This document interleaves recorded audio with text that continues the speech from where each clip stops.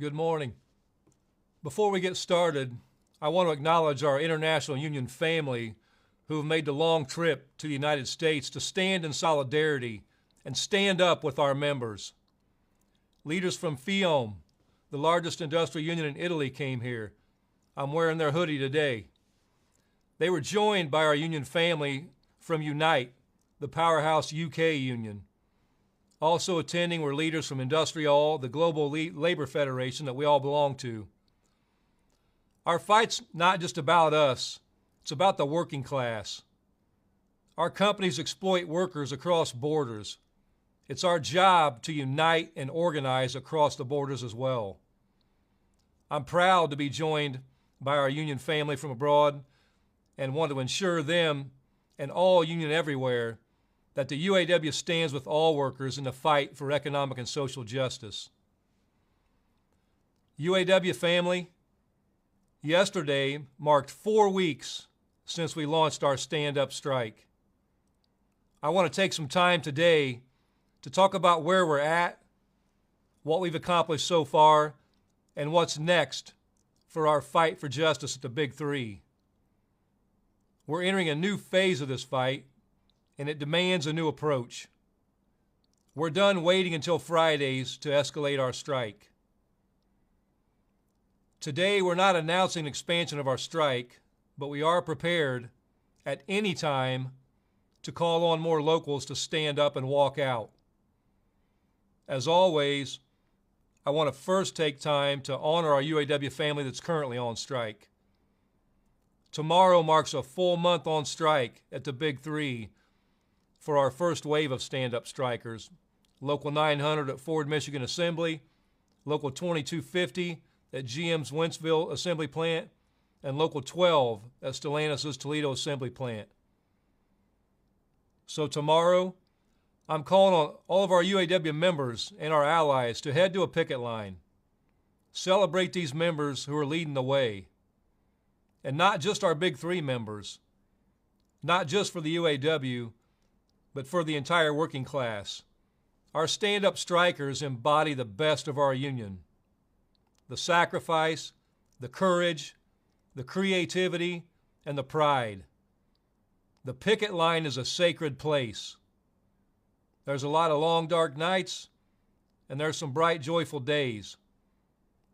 We reunite with old friends, and we make new ones. We learn what it means to stick together through hard times. And it's not just the Big Three. Blue Cross Blue Shield of Michigan also just marked 30 days on strike. ZF in Alabama is coming close to that point. And our union family at Thombert, Dometic, and West Rock have all been on strike for longer than a month. They're holding the line for a fair contract and are holding out against concessions. Our latest strike is at Mack Trucks. Our union family at Mack overwhelmingly voted down a tentative agreement. They decided they were not done pushing and they want to fight for more. And this is critically important. The ultimate authority in our union is the membership. We decide together whether we've won enough or whether we need to keep fighting for more. That's the union difference. The boss doesn't decide. The UAW president and the IEB don't decide. The membership decides. And we collectively decide just like we collectively bargain.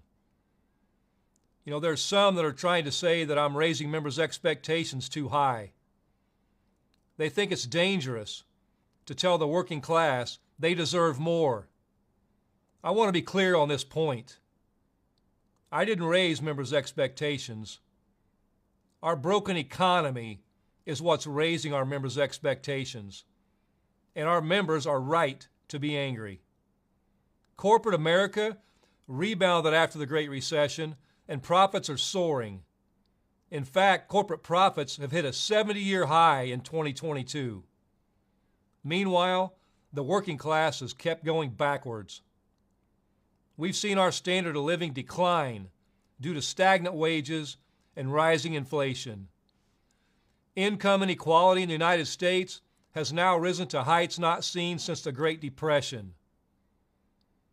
So I'm not the cause of raised expectations. The cause is overflowing corporate bank accounts.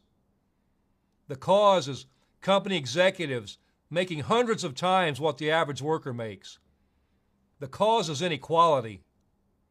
Standing up for yourself is not dangerous. It's our obligation to the working class and to future generations. What's truly dangerous is to continue to allow inequality to spiral out of control. What's dangerous is to let the ultra-rich get richer while the working class falls further behind. What's dangerous is to let companies and politicians kick workers while we're down, gut our unions, and rig our economy.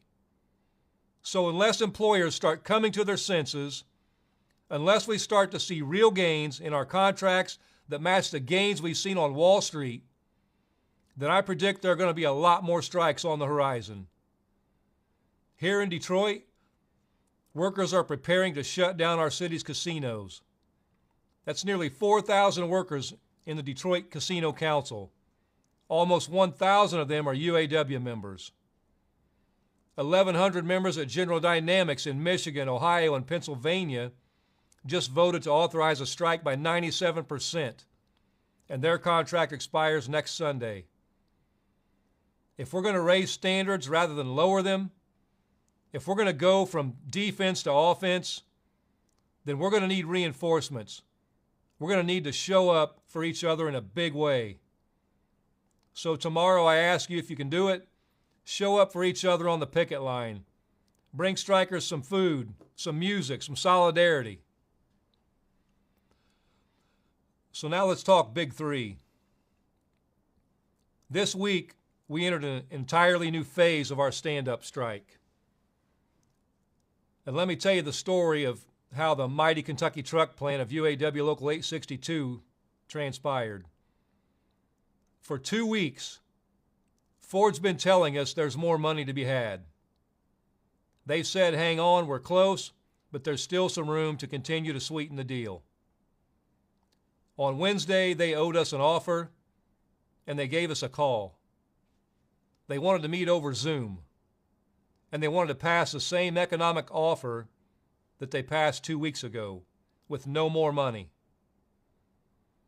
So we said, if you're going to offer us nothing, you're going to do it to our face with our full national negotiating team in the room. We went to Ford headquarters to see what they had to say for themselves. It was not a long meeting. They tried to give us the same deal that we rejected 2 weeks ago, and not a dollar more. So at that point, I said, that's all you have for us? Our members' lives and my handshake are worth more than that. You just cost yourself Kentucky Truck Plant. We had management leave the room, and Vice President Browning and Kentucky Truck Plant Chairperson John Jaggers, who's on the National Negotiating Committee, and myself made the call. We let John make the call to take the plan out. We didn't wait till Friday, and we didn't wait a minute. We then called President Todd Dunn at Local 862, and he and his local leadership walked 8,700 members off the job. And of course, they had the unwavering support of Regional Director Tim Smith. This is Ford's biggest plant. Ford, of course, put out a statement about how unfair this action is. In that same statement, they admitted that Kentucky Truck generates $25 billion in revenue a year. That's $48,000 a minute. Our labor at Kentucky Truck generates more revenue each minute than thousands of our members make in a year. The revenue generated by our members at Kentucky Truck is so high that if the plant were its own standalone business, it would rank in the Fortune 500. We're not messing around. A negotiation requires both sides making movement. If they're not ready to move, then we're going to give them a push in a language they understand, dollars and cents. We did it the way we did for a simple reason. The company started to wait till Friday to make substantial progress in bargaining. We've been teaching them how to bargain. With the threat of a strike, we can get them moving. We can teach them the real meaning of competition. Not a race to the bottom, but a race to avoid further strikes. Ford thought they could sit back and not make further progress in bargaining because they thought they had the best deal on the table. Ford thought they could wait until Friday morning and then just make a better offer. They stopped being interested in reaching a fair deal now and only became interested in gaming our system of announcing strike expansions on Friday. They thought they figured out the so-called rules of the game, so we changed the rules. And now there's only one rule: pony up. We're at the point in this process where we are looking for one thing only: a deal, a tentative agreement. I wish I had more updates or good news for all of you out of GM or Stellantis, but the fact is, we're still bargaining hard with both of those companies, and they're now on notice that we are entering a new phase in this fight. That's why I was late this morning, that had Stellantis here, and we were meeting with them with some of the committee members, and we gave them assignments, so we'll see where things go. When I tell all of you members to be ready to stand up, I mean it. We're not waiting until Fridays anymore. We're not sticking to one pattern or one system of giving these companies an extra hour or an extra day. They know what needs to happen, and they know how to get it done. Taking out Kentucky Truck sent a very clear message not only to Ford, but to GM and Stellantis as well. Don't you dare slow walk us or lowball us. We will take out whatever plants they force us to. And to be clear, we remain in a very, very strong position. Already the wage offers we've received are more than the combined raises of the past 15 years. Coal is back on the table in a serious way. Our progression at Ford is back to where it was in the mid-1990s. But the reason we need record contracts from these companies making record profits is because we are here to address decades of falling standards and unfair treatment of the American auto worker. Now, Ford made a lot of noise after we took out Kentucky Truck Plant. As the saying goes, a hit dog will holler. Yesterday, a Ford executive told the press that on the economics, the company has reached our limit. He also said the company has stretched ourselves to get to this point. You know, I found a pathetic irony in that statement. You know who's reached their limit? The tens of thousands of Ford workers with no retirement security. You know who stretched themselves? The Ford workers who didn't get a single raise for a decade. You might remember the video we made about Sarah Chambers, a 17-year UAW member at Ford Local 182. It took her 16 years to make it to top pay. When are we going to talk about Sarah's limit? The Kentucky Truck Plant we just shut down in Louisville generates $48,000 in revenue per minute. That's vastly more than the lowest paid Ford workers make in a year. How much further do they want America's auto workers to stretch? We're not going to keep begging for scraps. Meanwhile, Jim Farley took in $21 million last year. We need him to do two things right now: look in the mirror and look in Ford's bank account. Go get the big checkbook, the one Ford uses when it wants to spend millions on company executives or on Wall Street giveaways. The problem here is clear, and the money is there. It's time to get it done and do right by our members who've generated your record profits. Ford's already threatening that if we demand more, they will close plants. We strike for 4 weeks, and everyone loses their minds. Where were all these concerns when 65 plants were closed over the last 20 years? Why is it when they kill thousands of jobs, it's business as usual? But when working class people stand up and ask for more, it's a crisis.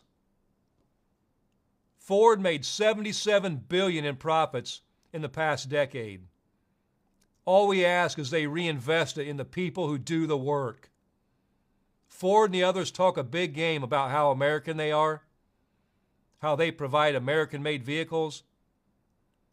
Well, made in America doesn't mean anything if it comes with falling wages, declining living standards, and an uncertain future.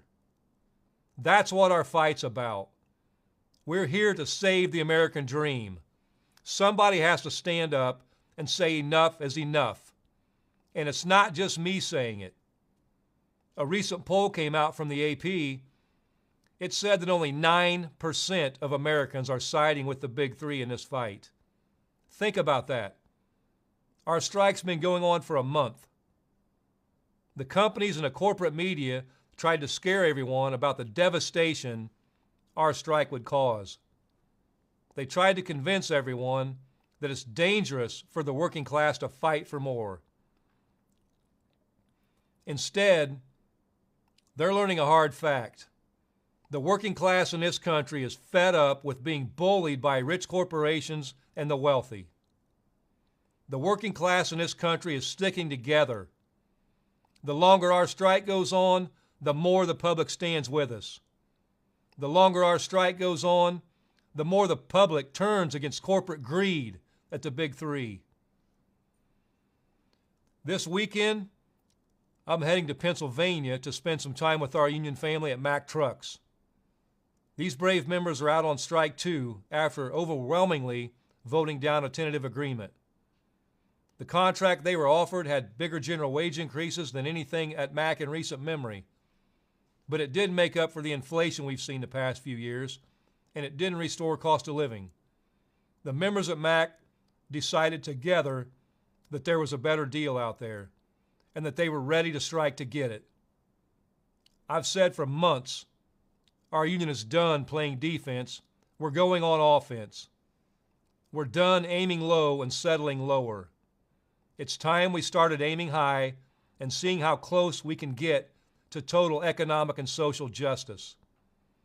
I've also been saying for months that what we win isn't up to me. It isn't up to your executive board.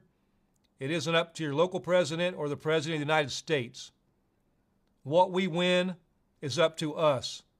All of us. It's up to all of you, the membership. I don't know where this journey is going to take us. We're gunning for a deal, and soon. A deal that honors our sacrifice and contribution to the Big Three's record profits. A deal that makes up for decades of givebacks and sellouts and insults. But the long-term goal here is much greater than that. I want us to look back on 2023 and be able to say, man, that was the first big win. That was the one where we really learned how to fight. That was the year we took our union back by standing up for ourselves. So today I'm not announcing any further strikes. Instead, I'm announcing a new phase in the stand-up strike. And moving forward, we will be calling out plants when we need to, where we need to, with little notice. So stay ready, not just Fridays and not just Ford. Together, we're making history, and together we're going to stand up and win what we deserve. Thank you.